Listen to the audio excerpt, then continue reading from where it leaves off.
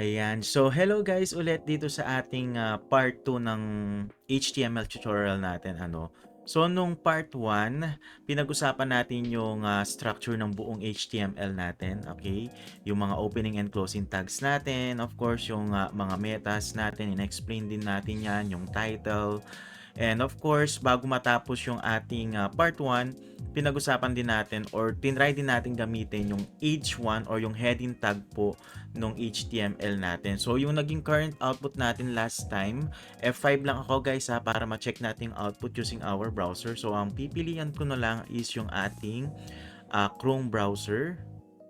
Okay, so ayan na yung ating current output last time. And of course, current output right now.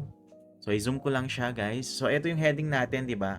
Ang napag-usapan natin last time, it is just a text na naka-bold siya.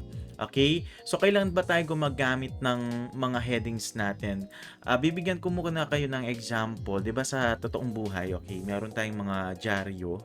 Di ba? Tapos doon sa mga dyaryo na yon, meron tayong mga headlines. Okay? Then, meron tayong content nung news or nung article natin. So, parang ito yung pinaka-catchy na part nung dyaryo natin, no? Yung headlines natin. Kasi naka-bold yung text natin and then malaki yung font natin. Okay? And then, ang common question ng mga students sa akin, Sir, bakit H1? Bakit hindi po pwedeng H na lang kasi nga heading? The reason kung bakit po yan H1 is because meron pa tayong iba't ibang sizes ng headings natin. So, ibig sabihin, hindi lang po H1, meron pa tayong H2, H3, up to age number 6 po natin. Okay? So, i-try natin guys, gamitin like for example, si age 2 natin, no? Copy na lang natin siguro itong first heading natin. Okay? And then, try nating i-compare. Okay? Yung itsura ni H1 kay H2. So, edit po natin yung element po natin, no? From H1, gawin po natin H2. Ayan, palitan natin yung sa opening tag and of course, yung sa closing tag po natin. Okay? And then don't forget to save your project. Control S lang po or para hindi kayo nagsisave ng paulit-ulit, click nyo lang po itong file. Okay, sa menu bar ni VS Code, meron po tayo dyan auto-save. Para kapag nag-click tayo ng ibang application sa desktop natin, automatically masasave yung project natin and then we can check our output already. So, refresh ko lang po siya. So, we have the H1 and H2 tags na ngayon sa code base natin. So, i-refresh ko po yan. Kung makikita nyo, dalawa na yung headings natin sa output natin. So, ito po yung H1. Okay, ito yung H2 natin. So, the major difference is that mas maliit po yung font size ni H2 kesa kay H1 natin. Pero same pa rin yan. Parang text pa rin naman tayo, no? Text content pa rin naman tayo. And then, naka-bold pa rin naman po yung text content natin. Okay? Ngayon, ang misconception po, no, especially sa mga students natin, ang akala nila, the higher the number of our heading is the higher, okay, or the larger the font size is. Hindi po. Okay?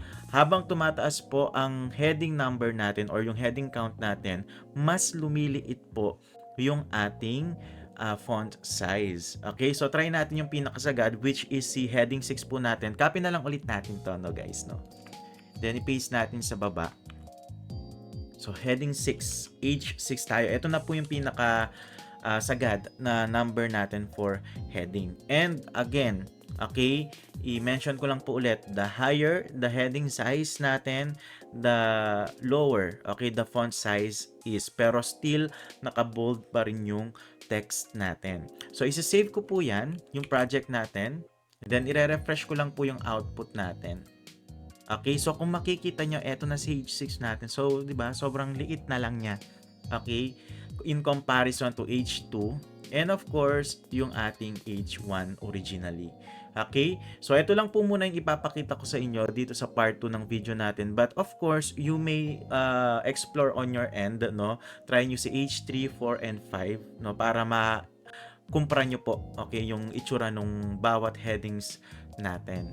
Okay? And then ang next na HTML tag po natin na gagamitin is yung ating HR. So add po ako ng comment. Again, paano mag-add ng comment?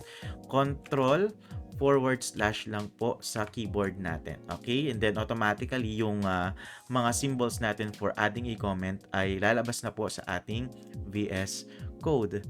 Okay? Ang next na HTML tag po natin gagamitin ay CHR. Okay, HR po natin stands for horizontal. Okay, horizontal rule. Okay, so check natin kung anong itsura ni HR natin. Okay, so si HR po natin guys, it is a self-closing element. Okay, or self-closing tag po siya. Ibig sabihin, kung titignan natin yung buong code base natin, 'di ba, yung head natin may opening and closing tag. Si body meron din siya opening and closing tag. Pero pagdating po kay HR natin, type natin guys ha, HR, then tab tayo for the auto completion. Kung makikita nyo, okay? Wala po siyang closing tag. So ibig sabihin, self-closing po itong tag natin, no? No need na for our closing tag. So ayan na siya as is. Okay? Pero ang tanong ngayon, anong itsura ni HR natin? Okay? So save lang po ulit natin yung ating code base. Save lang natin yan. Check po natin yung ating browser. Refresh ko lang po yan. Ayan. Okay, kung makikita nyo, nagkaroon po tayo ng horizontal line, okay, sa baba ng heading 6 natin. So ayan po yung ating HR. Okay? Ayan, hopefully nag-work naman siya on your end now, guys. Ayan. And then after ng usage natin for the HR, let's try to use another HTML tag po natin. Okay, which is yung, add muna ako ng comment. Okay, yung p tags natin. Okay, so yung p tags po natin, ginagamit natin yan for paragraph. Okay, so syempre kung meron tayong heading, okay, yung extra large and bold text content natin, then dapat meron din tayong regular content or the regular text content natin, which is yung para sa paragraph po natin. Okay, so para naman po again magamit natin yung paragraph, we just have to use P and then tab lang po tayo for the auto completion. So yung P tags po natin, meron po tayong opening and closing tag dyan. Okay, so pwede po kayong mag-type ng kahit anong content na gusto nyo. Like for example, I am enjoying HTML so far.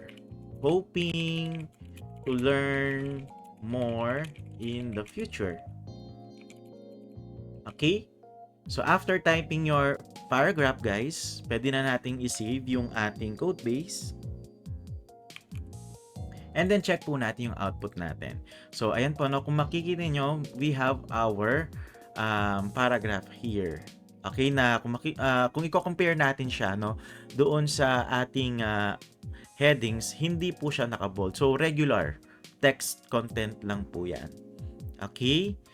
Or guys, kung tinatamad kayo, no, kung nagpa-practice pa lang naman kayo ng HTML, meron tayong mga preset na text contents, no, para kay VS Code natin. Like for example, lagay po tayo ng p tags ulit natin, no, p and then tab lang natin yan for the auto completion. Type nyo po yung lorem. Yan, type nyo po si lorem natin. Okay, then tab nyo lang po yan. So kung makikita nyo, no, magkakaroon tayo ng text, dami text dito na lorem ipsum dolor and so on and so forth. Kapag sinave po natin yan, check natin yung output natin, refresh.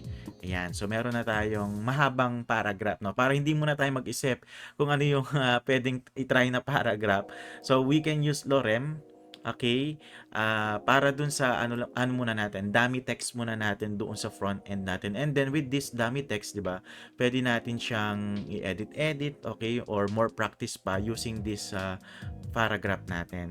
Okay? Ang next na gagamitin po natin na HTML tag, maglalagay muna ako ng comment dito sa taas ni lorem natin guys. No? So control / lang tayo. Ang next na HTML tag po na gagamitin natin ay si M or si EM natin. Okay, so anong ginagawa ni EM tag natin? So it puts ano bang pwede kong ilagay dito? Emphasis, no? doon sa specific phrase, no, to a specific text content. Okay? So, pwedeng isang buong paragraph yung lagyan natin ng emphasis, isang phrase lang, or isang word lang. Pwedeng-pwede po yun doon sa EM tag po natin. Okay? So, kapag sinabi nating emphasis, parang i-italize niya lang, guys, no? Yung specific text na lalagyan natin ng EM tags natin. Okay? So, like for example, dito sa paragraph natin, guys, eto lang, no? Kung yung mga paragraphs and headings natin, individual natin silang kine-create dito sa code base natin. Pero pagdating po doon sa EM natin, gagamitin po natin siya sa loob ng paragraph. Ibig sabihin, pipili po tayo ng word, like for example, lorem, or itong officia, okay? Ayan po, okay, dito lang sa specific word lang na to tayo maglalagay nung emphasis tags po natin. So like for example muna guys, no, for the sake of our practice. Okay, itong lorem natin ang gusto kong lagyan ng emphasis. So ang gagawin po natin, maglalagay tayo ng opening and closing tag, okay, before and after the word. Okay? So, yung ating opening tag na EM, so lagay lang po tayo ng less than, greater than sign, yung mga angle brackets po natin, ano. And then, EM lang tayo for the opening. And then, yung closing tag po natin, ilalagay po natin siya right after the word. So, lagay natin si less than. And then, kung makikita nyo, no, lumabas na agad yung /EM natin for the closing tag. So, click na lang natin to para mag-auto-complete na yung code natin. So, kapag sinave ko po yan, guys, check natin yung output natin. Refresh. Ayan. Kung makikita nyo, no, yung lorem natin parang tumagilid siya, no? Ibig sabihin, naka-italized na yan. So, in comparison doon sa other parts nung ating paragraph, no, very standard lang ang itsura, pero si lorem natin may kaunting emphasis na siya, and again po, naka-italized na yan. Okay, so again, hindi lang naman isang word ang pwede nating lagyan ng emphasis, no, like for example po, etong buong last sentence natin, no, lalagyan ko rin siya ng emphasis, no, starting from this word na kulpa hanggang dito sa nostrum natin, pati yung question mark isama na natin. Okay, so ilalagay ko po yung ating angle brackets, EM lang tayo dyan. Okay, and then dun sa ending natin hanggang dito sa pagkatapos ng question mark, lagay lang din po tayo ng closing tag natin for EM. So, save lang din po natin ulit yung ating code base or yung project natin. Then, we can check our output na. Refresh. Kung makikita nyo yung buong paragraph natin, nalagyan na po ng emphasis or naka-italiced na. So, ayun po yung ating EM. Okay? Next, ang susunod naman po na gagamitin nating HTML tag after our EM, lagay lang muna ulit ako ng comment guys, is yung ating strong. Okay? From the word na strong, no, maglalagay tayo ng strong emphasis. Okay? Doon sa ating particular text, no? So, gives strong emphasis to a text natin. Okay? So, maglalagay na lang ulit ako, no, guys, no, ng panibagong lorem natin, no, para hindi maapektuhan yung naunang example natin. So, lagay lang ulit ako ng panibagong paragraph. Okay, then lorem na lang ulit tayo. Then, tab lang natin yan for the auto-completion. Okay? So, like for example, itong lorem na lang ulit, no, yung gusto kong lagyan ng strong emphasis. Okay? So, ang tag naman po natin dyan, lagay lang muna tayo ng opening and closing angle brackets natin. Strong tayo. Okay? And then, yung closing tag natin, syempre, dito sa tabi nung word na, or after nung word nung lorem natin na word. Okay? So, forward slash, then strong lang tayo. Okay? So, yung application natin, it's just like the same, okay, with our EM. Same na same lang sila nung application natin. So, save lang po natin yan. Save, save, save. Then, check natin yung output natin. No? Refresh. So, ayun, no? Yung lorem natin, naka-bold na siya. So, meron siyang strong emphasis, no, doon sa word na lorem natin. Then again, we can use it naman po doon sa mas mahaba pang text content. Like for example, lagyan ko tong et harum voluptas natin hanggang dito sa dicta and question mark ulit. So lagyan ko lang po ng strong, okay, na opening tag dito sa ating ET. Oops, wait lang. Nalagay yung ating closing tag din dito. So, cut ko lang yan.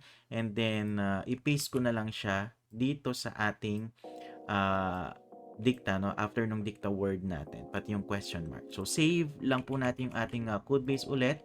Refresh lang natin yan.